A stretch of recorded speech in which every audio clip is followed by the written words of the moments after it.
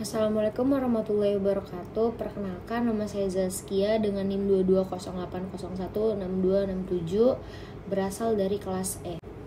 Di sini saya akan menjelaskan tentang pengertian konstitusi, istilah konstitusi, dan nilai-nilai konstitusi.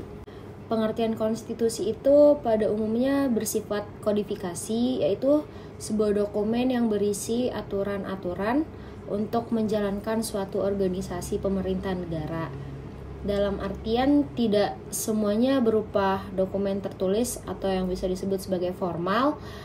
Konstitusi harus diterjemahkan termasuk kesepakatan politik, negara, kekuasaan, pengambilan keputusan, kebijakan, dan distribusi maupun alokasi. Di sini saya juga akan menjelaskan pengertian konstitusi menurut para ahli, yaitu ada 5. 1. Menurut Kacewer, konstitusi itu adalah keseluruhan sistem ketatanegaraan suatu negara yang berupa kumpulan peraturan yang membentuk, mengatur, atau memerintah dalam pemerintahan suatu negara. Dan yang kedua, Herman Heller, konstitusi mempunyai arti luas daripada undang-undang dasar. Konstitusi itu tidak hanya bersifat yuridis, tetapi juga bersifat sosiologis dan politis. Dan yang ketiga ada Lessel, konstitusi itu adalah hubungan antara kekuasaan yang terdapat di dalam masyarakat seperti golongan yang mempunyai kedudukan nyata di dalam masyarakat.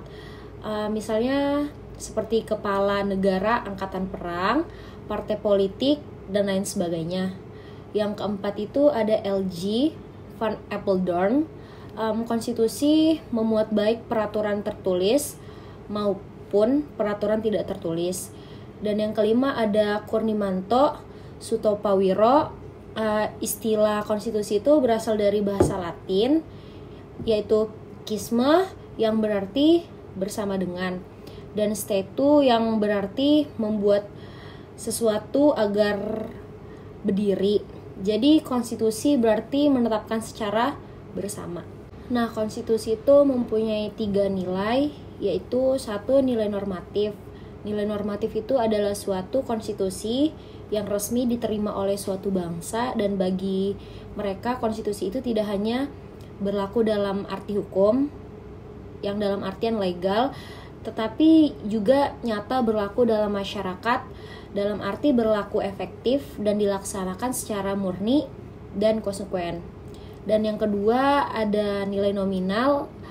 Nilai nominal itu adalah suatu konstitusi yang menurut hukum tetaplah berlaku, tetapi tidak sempurna.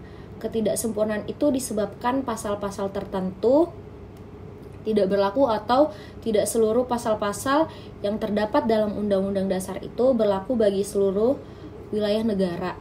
Dan yang ketiga ada nilai semantik. Nilai semantik itu adalah suatu konstitusi yang berlaku hanya untuk kepentingan penguasa saja dalam memobilisasi kekuasaan. Penguasa menggunakan konstitusi sebagai alat untuk melaksanakan kekuasaan politik.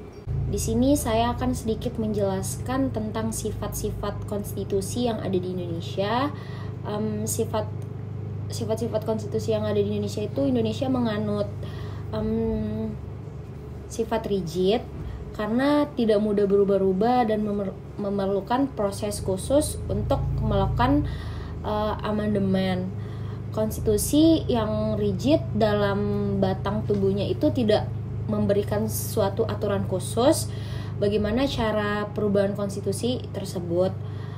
Perubahan konstitusi itu yang bersifat kaku ini bertujuan supaya orang tidak mudah mengubah hukum dasarnya.